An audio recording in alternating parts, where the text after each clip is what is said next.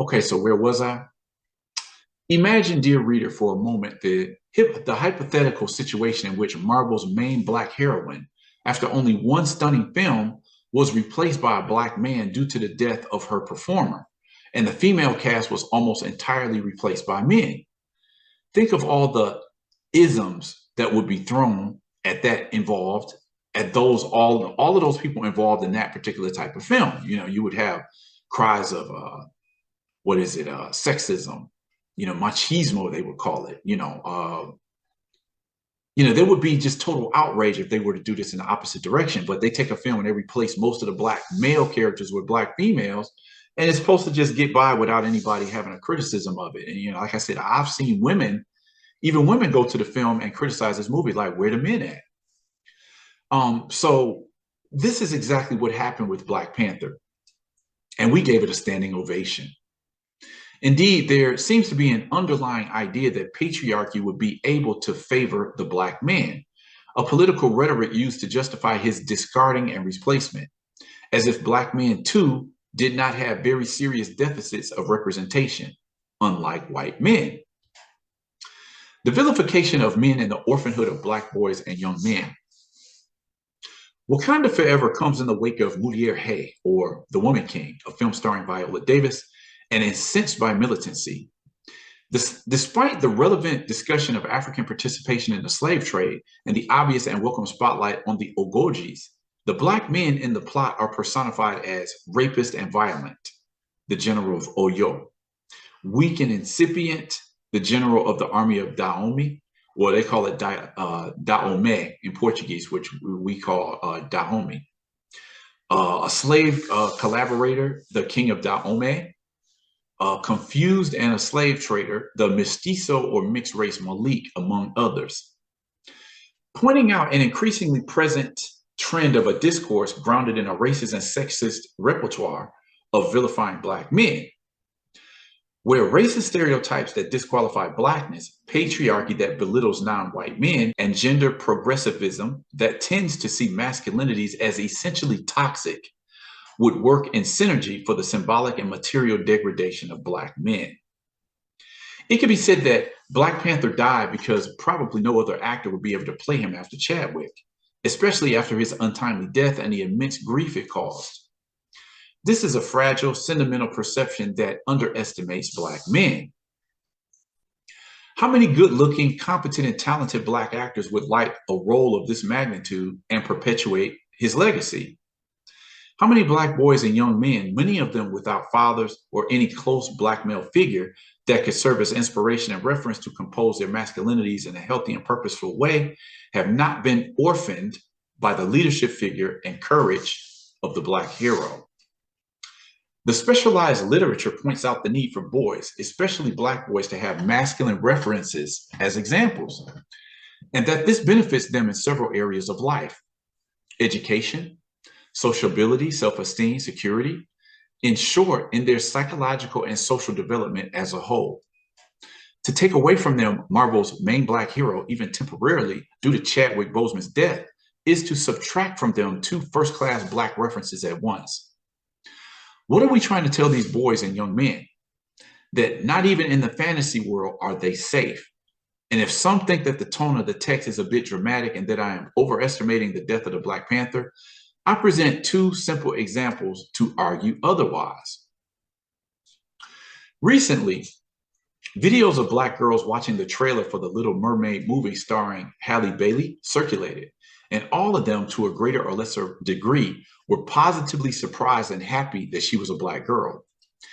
Even though there are criticisms surrounding the practice of darkening white characters, which is pertinent, by the way, it is likely that this will have a beneficial impact on their lives. The journalist Manuel Soares, when talking about his fatherhood, presents the examples that helped forge it, going through the public figures such as Mandela and Brazilian singers Chimaya and Djavan. And he commented, "The Black Brazilian man is born. He lives with this fear of dying soon."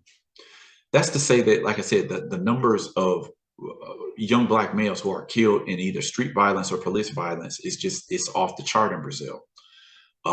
you just get thousands of these lives snuffed out every year. And so when you consider just one life, some of these kids leave behind, children. Some of the guys are young fathers.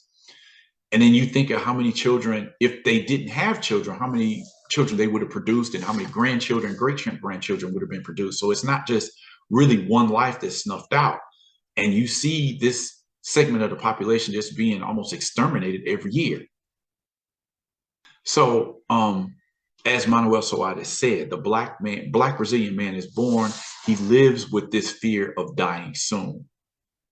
That is, they are often media figures who fulfill this role of example, at the same time that the fear of death runs through the existence of these men. So when we kill off a figure the size of the Black Panther outside of a well-articulated plot, not only does the film lose its main protagonist, leaving a void and melodramatic appeal, but we reaffirm this perverse aspect of the existence of Black men. And we also kill some of our hope. Black men in particular have the need to understand their social place, not submitting to jargon, slogans, and theories that subordinate and or intimidate us from whatever ideological perspective.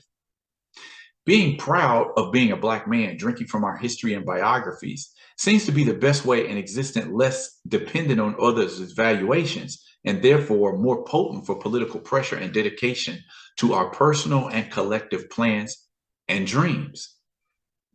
In short, even if the film indicates the possible return of T'Challa in the figure of his son, we must understand the complex intra-racial gender dynamics, because the importation of alien perspectives to our historical experiences without the sieve of critical reflection, combined with the resentful, fragmentary logic and disqualification of ourselves, can be disastrous in the medium and long term.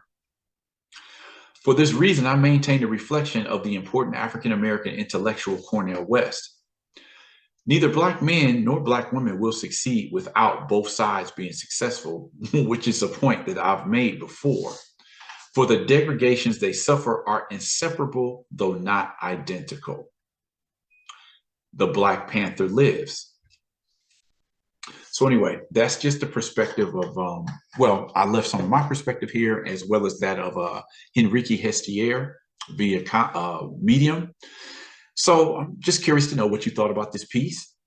Definitely, drop a comment in the comment section. There's Wakanda Forever as well as the Woman King are going to be some films that I really need to look a little bit more into, but I might have to wait on that as I haven't seen both films. But definitely, if and when I go to see them, I'll definitely have to do a report on those two films. Again, the original piece was called A Morte do Pantera Negra by Henrique Hestier, which can be found on Medium. So I'm just curious, what did you think of this piece?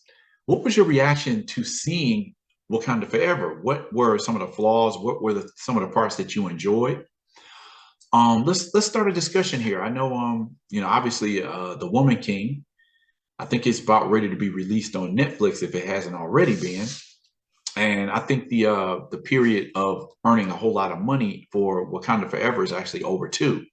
So I'm curious to know your thoughts. But definitely, if you've already seen Wakanda Forever, share your thoughts on this film. What came to your mind as you were listening to the piece that I just read? What do you think about the feminization of all of the, so many of the superheroes that, traditionally have always been male? So I'm going to leave that there. As I said, drop a comment in the comment section. Consider subscribing to the channel.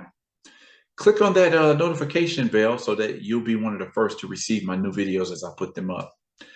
And with that said, I'm going to end this video here and hope you guys come to check me out for the next one.